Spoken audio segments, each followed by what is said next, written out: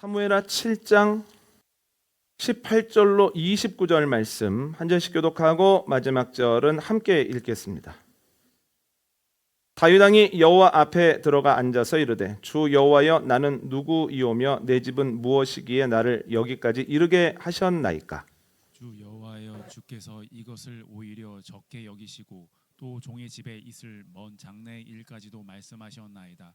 주 여호와여 이것이 사람의 법이니이다. 주 여호와는 주의 종을 아시오니 다윗이 다시 주께 무슨 말씀을 하오리까. 주의 말씀으로 말미암아 주의 뜻대로 이 모든 큰 일을 행하사 주의 종에게 알게 하셨나이다. 그런즉 주 여호와여 주는 위대하시니 이는 우리 귀로 들은 대로는 주와 같은 이가 없고 주 외에는 신이 없음이니이다. 땅의 어느 한 나라가 주의 백성 이스라엘과 같으리이까. 하나님이 가서 구속하사 자기 백성으로 삼아 주의 명성을 내시며 그들을 위하여 큰 일을 주의 땅을 위하여 두려운 일을 애국과 많은 나라들과 그의 신들에게서 구속하신 백성 앞에서 행하셨사오니 주께서 주의 백성 이스라엘을 세우사 영원히 주의 백성으로 삼으셨사오니 여호와여 주께서 그들의 하나님이 되셨나이다. 여호와 하나님이여 이제 주의 종과 종의 집에 대하여 말씀하신 것을 영원히 세우시며 말씀하신 대로 행하사 사람이 영원히 주의 이름을 크게 높여 이르기를 만군의 여호와는 이스라엘의 하나님이라 하게 하옵시며 주의 종 다윗의 집이 주 앞에 견고하게 하옵소서. 만군의 여호와 이스라엘의 하나님이여 주의 종의 귀를 여시고 들으시길 내가 너를 위하여 집을 세우리라 하셨으므로 종이 이 기도로 하께 간구할 마음이 생겨나이다. 주 여호와여 오직 주는 하나님이시며 주의 말씀들이 참되시니이다. 주께서 이 좋은 것을 주의 종에게 말씀하셨사오니 이제 청하건대 종의 집에 복을 주사 주 앞에 영원히 있게 하옵소서. 주 여호와께서 말씀하셨사오니 주의 종의 집이 영원히 복을 받게 하옵소서 하니라. 아멘. 윤한기 씨가 부르고 몇 년 전에 이찬원 씨가 다시 부른 나는 행복합니다 라는 노래가 있습니다. 노래의 첫 네 소절은 이렇습니다. 나는 행복합니다. 나는 행복합니다. 나는 행복합니다. 정말 정말 행복합니다. 그리고 나서 왜 행복한지에 대해서 이야기를 하는데 노래를 들어보면 별다른 것이 없습니다. 자녀가 좋은 대학에 들어간 것도 원하던 직장에 입사한 것도 남이 부러워할 만한 엄청난 부를 누리고 있는 것도 아닙니다. 1절에 이런 내용이 나옵니다. 기다리던 그날이 왔으니 즐거워하면서 가슴을 활짝 펴고 다정한 벗들과 즐거운 마음으로 들과 산을 뛰어다닐 수 있으니 행복합니다. 2절은 이런 내용이 나와 있습니다.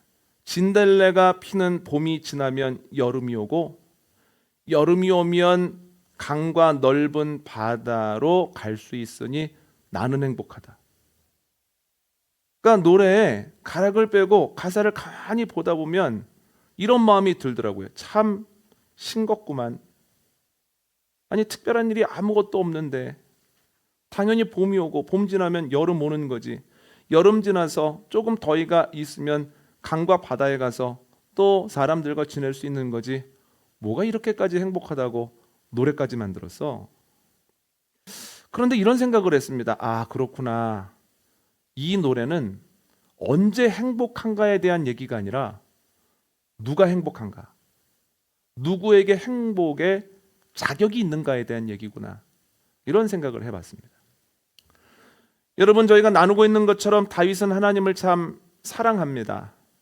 그래서 블레셋을 2번이나 제압하고 약간의 숨통이 트였을 때 3만 명을 선발해서 여호와의 궤를 예루살렘으로 모셔오려고 합니다.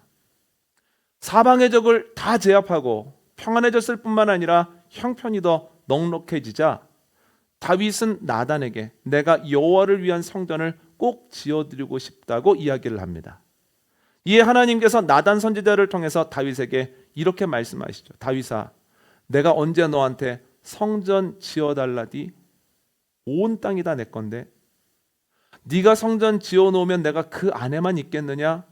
나는 온 땅에 충만한데 그러나 내가 네 마음은 기쁘게 받겠다. 그리고 너에게 복을 줄 거다. 내가 너의 이름을 위대하게 만들어 줄 거다. 그리고 네 수완이 차서 네가 조상들과 함께 누울 때에 내가 너의 자녀와 너의 자손들에게 너의 왕위를 계속해서 줄 것이다. 그들을 통해서 이스라엘이 계속해서 견고하고 풍요로움을 누리게 될 것이다. 그들이 잘못된 길을 걸어가면 내가 매와 채찍으로 징계를 해서라도 내가 그들을 이끌어갈 거다라고 말씀하셨다는 거예요. 다윗이 그 이야기를 듣고 너무 감격합니다. 너무 행복하다라고 하나님께 이야기를 하는데 그가 행복하며 고백을 하는 내용들을 천천히 뜯어보면 다윗에게는 행복할 자격이 있구나. 이래서 다윗이 행복한 거구나 라고 하는 생각을 하게 됩니다. 그래서 오늘은 다윗을 통해서 누가 행복한가, 누구에게 행복할 자격이 있는가에 대해서 두 가지를 나눠보려고 하는데, 첫 번째는 주님의 은혜를 아는 사람이 행복하다는 거예요. 오늘 본문 18절 한번 읽어볼까요? 함께 읽습니다. 시작. 다윗 왕이 여호와 앞에 들어가 앉아서 이르되 주 여호와여, 나는 누구이오며 내 집은 무엇이기에 나를 여기까지 이르게 하셨나이까. 아멘. 다윗은 나단을 통한 하나님의 약속을 듣자마자 방에 들어가 기도를 하는데 기도의 첫 번째가 이렇습니다. 주님, 제가 무엇이기에, 우리 집안이 무엇이기에 제가 이런 자리와 이런 영화를 누립니까? 감격스러워하죠. 그런데 여러분, 이러한 기도가 당연한 겁니까? 만약에 다윗이 사무엘에게 기름 부음을 붓자마자 왕위에 오르게 되었다면 이런 기도는 당연한 겁니다만, 사무엘이 기름을 부음으로부터 오늘 본문에 이르기까지는 시간적으로는 20여 년의 간극이 있습니다. 20여 년 동안에 수많은 일들이 일어났다라고 하는 거예요. 몇 가지만 한번 살펴볼까요? 사무엘상 17장 한번 읽어보시죠. 사무엘상 17장 57절로 58절 말씀입니다. 가지고 계신 성경책으로 찾아주시기 바랍니다. 사무엘상 17장 57절로 58절 함께 읽습니다. 시작.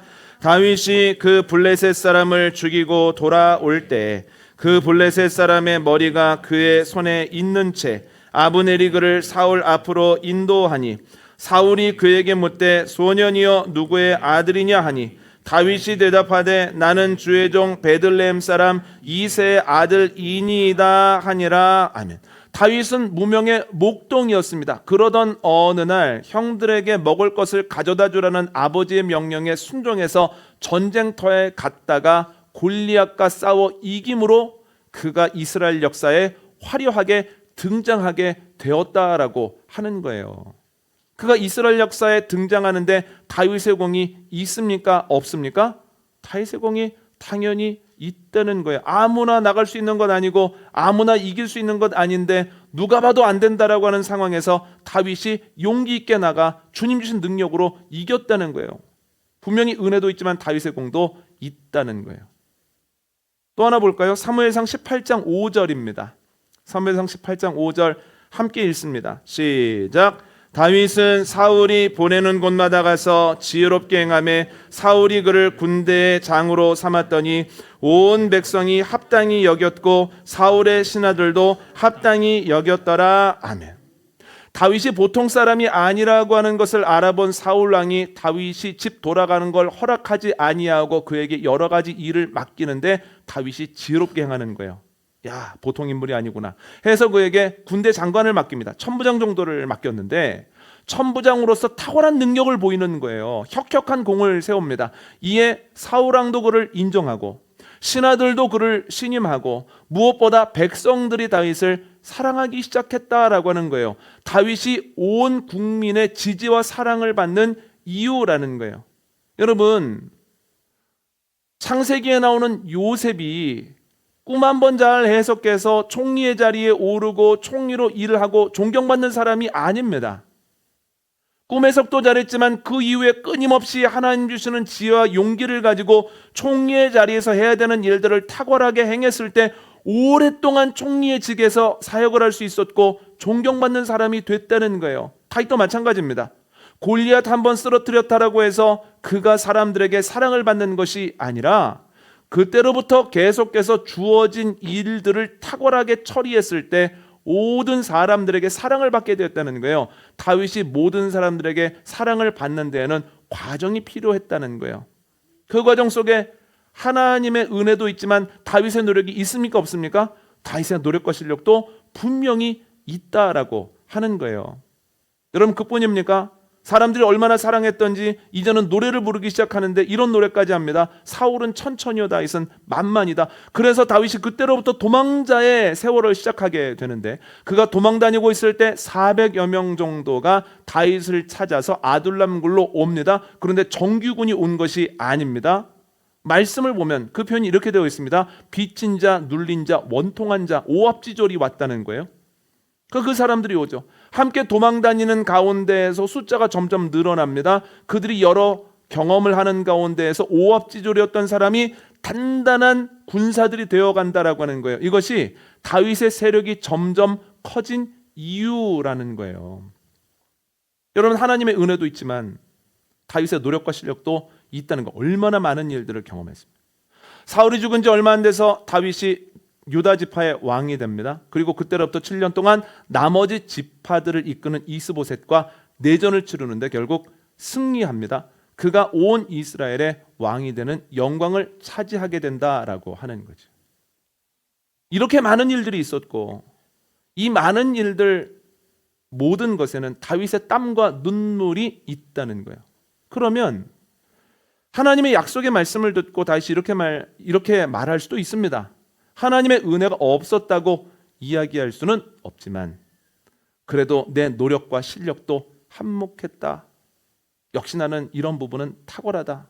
내가 인복은 있다. 이렇게 얘기할 수 있거든요. 제가 다윗의 자리에 있었다면 이렇게 말할 위험성이 꽤 컸겠다. 얘기는 하지 않아도 이 마음속에 그런 생각이 아주 도사리고 있었겠다. 이런 생각이 들거든요. 그런데 다윗은 뭐라고 얘기할까요? 오늘 보면 18절 19절 한번 읽어볼까요? 사무엘하 7장 18절 19절 말씀입니다. 함께 있습니다. 시작. 다윗 왕이 여호와 앞에 들어가 앉아서 이르되 주 여호와여 나는 누구이오며 내 집은 무엇이기에 나를 여기까지 이르게 하셨나이까. 주 여호와여 주께서 이것을 오히려 적게 여기시고 또 종의 집에 있을 먼 장래의 일까지도 말씀하셨나이다. 주 여호와여 이것이 사람의 법이니이다. 아멘. 다윗이 뭐라고 합니까? 제가 무엇이기에 저처럼 작고 연약한 사람, 저희 집안이 무엇이기에 아무런 존재감이 없는 집안인데 어찌 이렇게 큰 복을 약속하시고 왕위에 오르게 하신 이후에 이렇게까지 기쁨을 주십니까? 뭐라고 고백하는 겁니까? 전적인 하나님의 은혜입니다 라고 고백하는 거예요. 여러분 다윗은 은혜를 아는 사람입니다. 은혜를 아는 사람이 하나님께서 주시는 그 기쁨과 행복을 누릴 자격을 갖게 된다는 거예요. 은혜를 모르면 어떻게 생각합니까? 이건 내 노력이야. 아니면 이건 당연한 거야 라고 생각하지만 내 노력만으로 할 수 있는 건 없습니다. 파수꾼의 경성함이 하나님의 도우심이 없이는 아무런 소용이 없다는 거예요. 성을 세우는 자의 수고가 하나님의 보살핌 없이는 아무런 성과를 거둘 수 없다는 거예요. 다윗은 이것을 알았습니다. 그래서 뭐라고 합니까? 모든 것이 하나님의 은혜입니다. 모든 것이 하나님의 사랑입니다. 고백하는 가운데 그 마음에 감사와 행복이 넘치더라는 거예요. 여러분, 저희가 저녁에 잠자리에 들어서 아침에 일어나는 것이 당연합니까? 하루가 당연히 시작되는 겁니까? 전에도 말씀드렸지만 우리의 중심까지 아시는 하나님께서 하루하루마다 채점하시고 기준 점수를 못 넘었을 때 탈락, 이제 끝 하면서 우리에게 새날을 허락해 주시지 않는다면 지금 이 자리에 누가 앉아 있을 수 있겠습니까? 하나님이 아시면서도 또 하나님의 사랑으로 또 하루를 허락해 주시는 거죠. 그래서 저는 종종 시편 92편 말씀을 보거든요. 특별히 내가 하나님의 은혜 안에 있었음에도 불구하고 최선을 다하지 못했어 라고 생각하는 그 다음날을 살아가면 이 말씀을 보는데 한번 찾아볼까요? 시편 92편 1절로 3절입니다. 시편 92편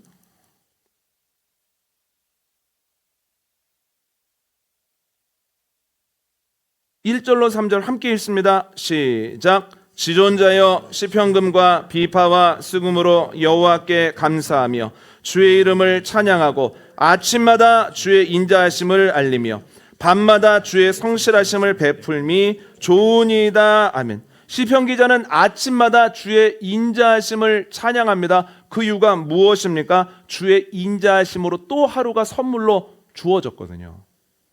그러면 저녁에 잘 때는 무엇을 하는 것이 마땅하다라고 이야기를 합니까? 저녁마다 주의 성실하심을 찬양하는 것이 마땅하다는 거예요.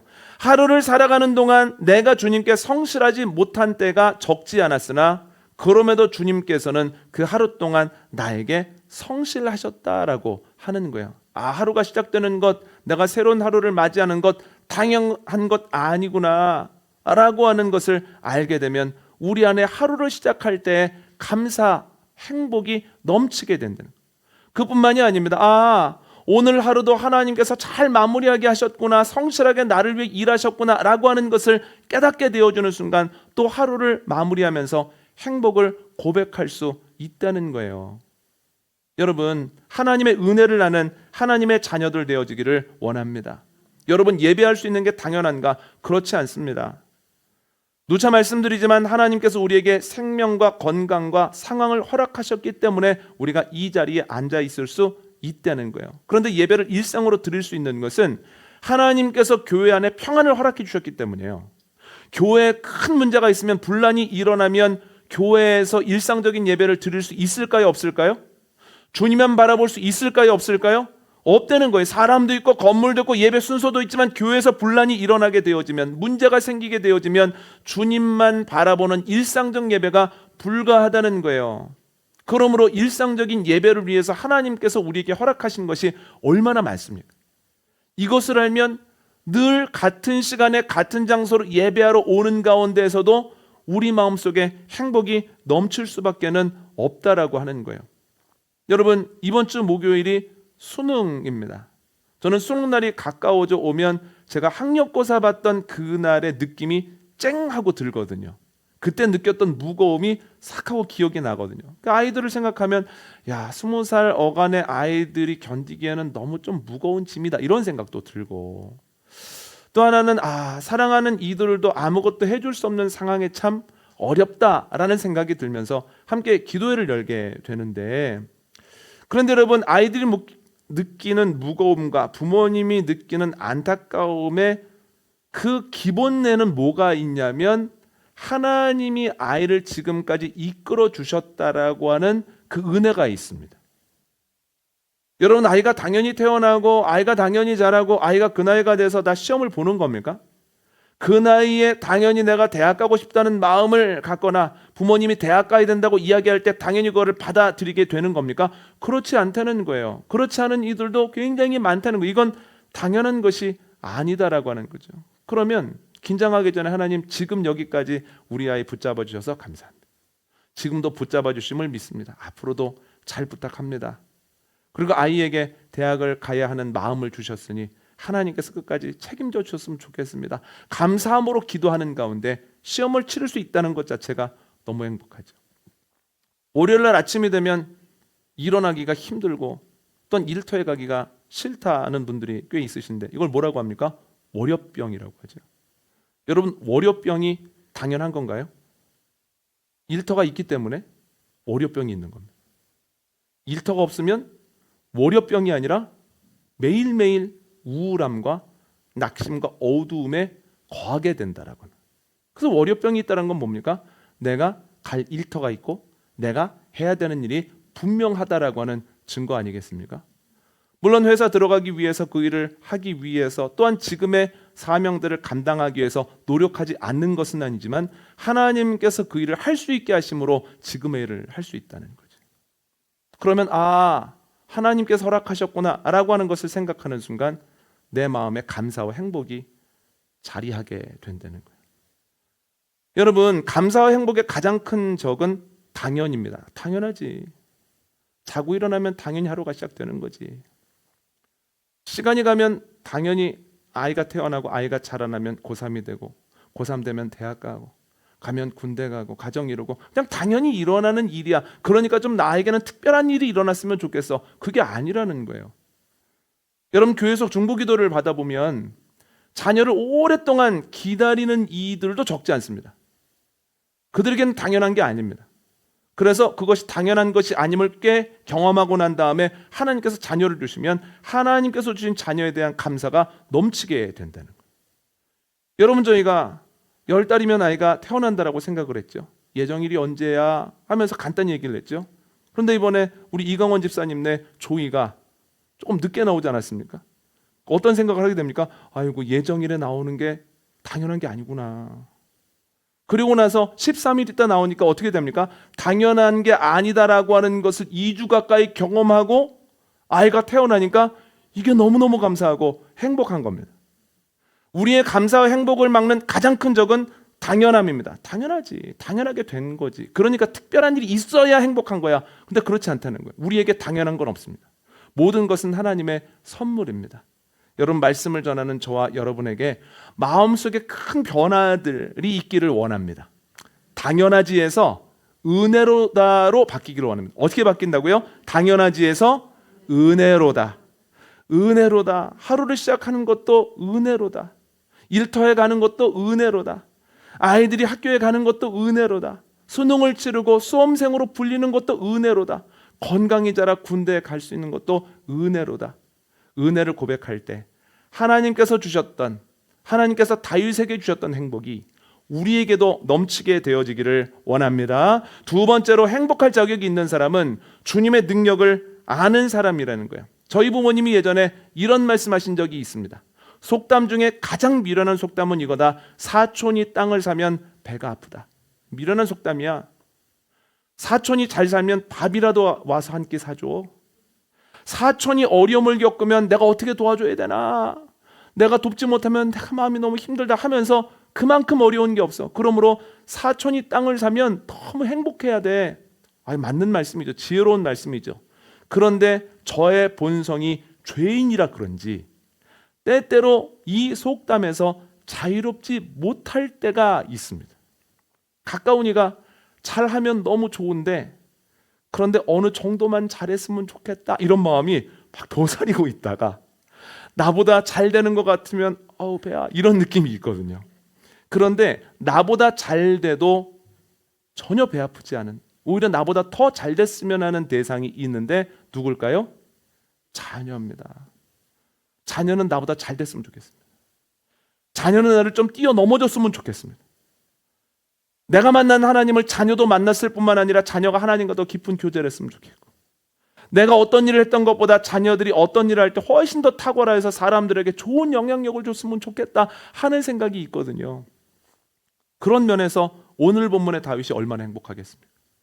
너의 이름을 위대하게 해주겠다도 감사하지만 네가 수완이 차서 조상들과 함께 눕게 되면 네 아들이 왕이 되고 네 자손들이 왕이 되고 그리고 그들을 통해서 나라가 견고해지고 만약에 엉뚱한 행동을 하면 내가 고쳐서라도 쓸게 라고 하는 말이 다윗에게 얼마나 큰 행복을 주겠습니까? 그런데 하나님의 약속이 그럴듯하다고 해서 다윗이 행복을 느낀 건 아니에요. 하나님의 좋은 약속 위에 무언가를 다윗이 고백을 해야 이것이 참 행복이 되는 거거든요. 여러분 오늘 본문 28절 29절 한번 읽어볼까요? 오늘 본문 28절 29절 말씀 함께 읽겠습니다. 시작. 주 여호와여 오직 주는 하나님이시며 주의 말씀들이 참되시니이다.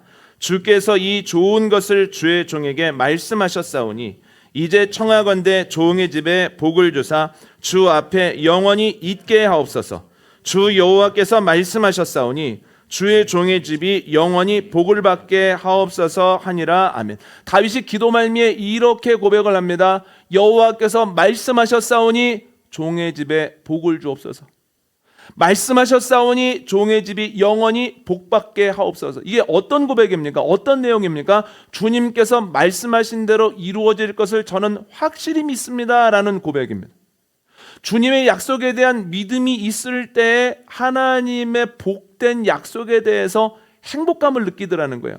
그런데 다윗이 이러한 믿음을 갖는 것은 철저하게 그의 경험에서 왔다라고 하는 거예요. 하나님께서 기름 부음을 통해서 너 왕 될 거야 약속하셨잖아요. 어떻게 됩니까? 수없이 많은 일들이 있었으나 다윗이 온 이스라엘의 왕이 되었다라고 하는 거예요.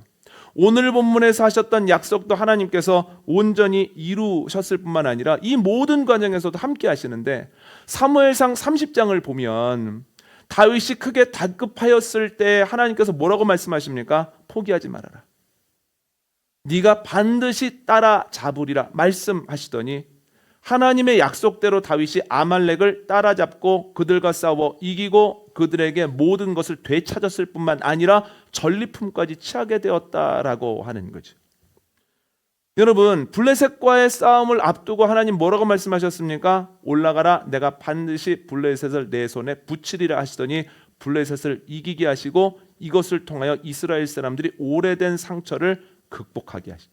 두 번째 싸움 때는 뭐라고 말씀하십니까? 이번에는 바로 올라가지 말고 블레셋 사람들의 뒤를 돌아가서 쳐라. 그리고 뽕나무 밭에서 소리가, 발자국 소리 같은 것이 나면은 너희가 진군하기 시작해라. 하나님의 말씀대로 하였을 때에 블레셋을 이기고 멀리 밀어냈다는 거예요. 그래서 오랫동안 빼앗겼던 영토를 회복했죠.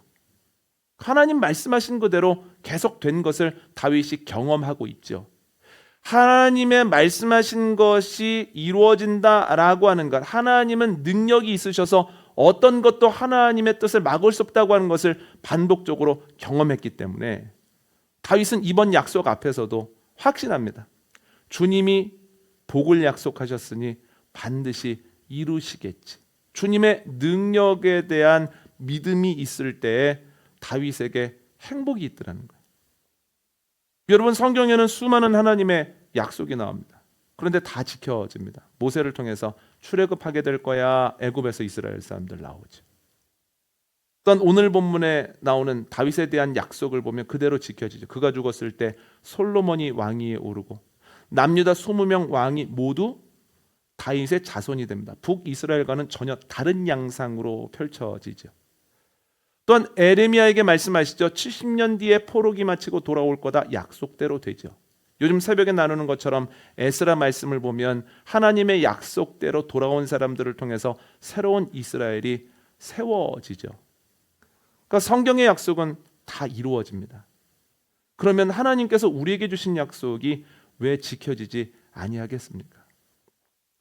하나님께서 나에 대해서, 우리 가정에 대해서, 교회에 대해서, 우리 나라에 대해서 하신 약속들이 반드시 있습니다. 저는 하나님께서 이 모든 것을 지키실 것을 확신합니다. 하나님은 전능하심으로 하나님이 하시려는 일을 막을 수가 없고 하나님은 신실하시기 때문에 그 마음이 결코 변치 않기 때문입니다. 우리가 해야 되는 것은 무엇입니까? 약속을 묵상해야 된다는 거예요. 몇 주 전에도 말씀드렸지만 우리는 약속을 묵상하기보다는 무엇을 묵상합니까? 문제를 묵상하죠. 관계적인 문제, 물질적인 문제, 내 안에 수없이 왔다 갔다 하는 그 생각을 묵상하는 가운데에서 두려워하고 낙심합니다만, 하나님의 전능하심을 믿는다면 의지적으로 이를 악물고 하나님의 약속을 묵상해야 된다는 거예요. 하나님의 약속을 묵상할 때 두려움으로부터 자유로울 수 있고, 하나님의 약속을 묵상하는 가운데 하나님께서 다윗에게 주셨던 행복이 우리에게도 넘쳐날 수 있다는 거예요. 여러분, 주님의 은혜를 아는 자로, 또한 주님의 능력을 믿는 자로 하나님께서 우리에게 주기를 원하시는 행복을 마음껏 누리는 복된 하루, 복된 한 주간, 복된 한 달 되어주시기를 원합니다. 오늘 말씀을 마치기 전에 나태주 시인의 아침 식탁이라고 하는 시를 읽어드리겠습니다. 밤이 가고 아침이 오는 것, 그보다 더 좋은 일은 없다. 하루가 잘 저물고 저녁이 오는 것, 그보다 더 다행스러운 일은 없다. 앞에 앉아 웃으며 밥을 먹어주는 한 사람, 이보다 더 소중한 사람은